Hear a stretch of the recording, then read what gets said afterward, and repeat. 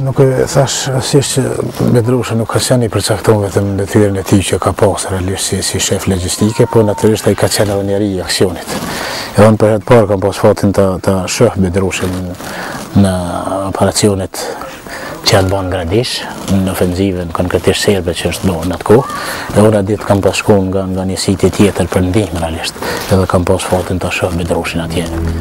Ajo shqua me guximin e tij dhe me aftësitë organizative ushtarake në shumë aksione dhe beteja. Të kujtojmë betejën e Bratatinit me 12 maj të vitit 1998. Gjatë kësaj beteje u shtregu një guxim edhe një trimëri bukur e madhe, po për gjithë pjesëmarrësit që kanë marrë pjesë në këtë betejë, Bedrush Gashi domon ka shkëlqyer për shkak se ka tregu pjekuri, ka tregu burrni, trimëri dhe sakrificë të madhe domon. Më 14 maj 1998 zhvillohen luftimet ashpra në kodrën e Gradishit afër fshatit Gëxhe.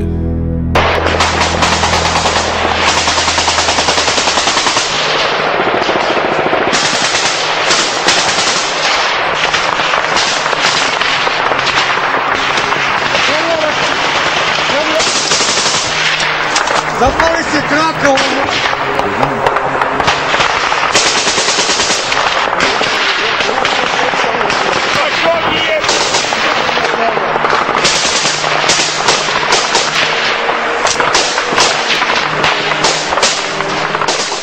Edhe pse forcat serbe në numër ishin 10 fish më të mëdha, trima dhe ushtrisë qeveritare të Kosovës arritën të imposhtin forcat serbe fal guximit dhe trimërisë së tyre.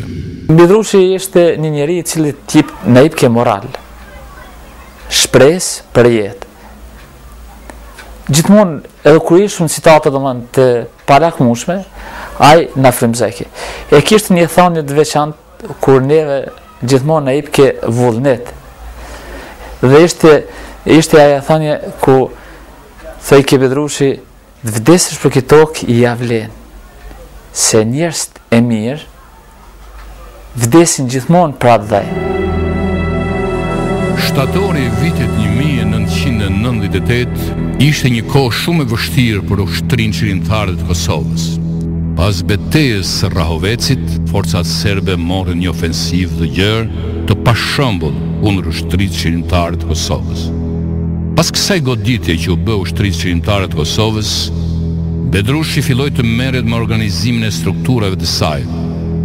Kështu, në fillim të tetorit, një muaj pas ofensivës, Bedrushi kthehet nga Shqipëria me një grup shokësh. Pra, pas kthyrjes në Kosovë, nga Shqipëria, jemi mbushur me armatim, edhe kemi qenë një grup e 9 vetash, kundërta ka qenë udhëhec edhe Bedrush, pa udhëhec ka qenë Bedrush Gashi. Ta ndër frymëzuesit kryesor që ka bërë që të kthehemi pra në Kosovë.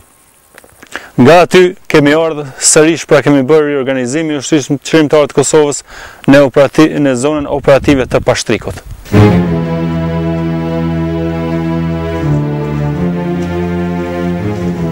Nga komanda e lartë e brigadës 124 vendose që në fshatin e Reti të vendoset komanda e brigadës Gani Paçarisi. Fjallën deshën të jadhëm edhe Bedrush Gashi, i cili është tash 8 muaj në front, tash 8 muaj bashkëluftëtari imi, edhe gjithë shokëve që dinë dhe më këto.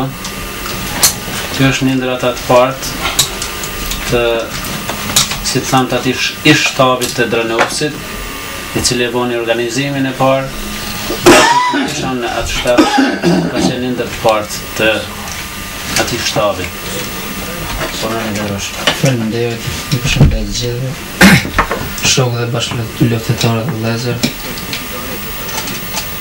Me këto që i tha komandanti, puna ti e shembullt dhe e pa kompromis, në ka bërë që të gjithë në mblidhemi rreth tij dhe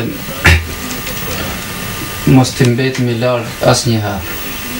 Për punën që kemi bërë jemi përpjek që t'i çojmë përpara në çdo sektor të ushtrisë, të një ushtrie shumë të organizuar, shumë kompakte, dhe shumë të fuqishme. Pra, dëshiroj që edhe më të tje që ky vërull, kjo punë të mos fashitet, por vetëm të forcohet dhe të evoloj sa më tepër, sqarohet puna dhe veprimtaria e ushtrisë, se mirë e dim në historinë tonë për herë të parë është e organizuar një ushtri e tillë. Kështu gjithë popullore, si të them, që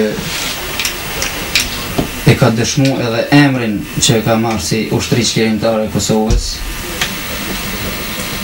përpjekjet e të tjerëve që kësaj ushtrie t'ja ulin imazhin e saj, punën e saj, kanë dështuar.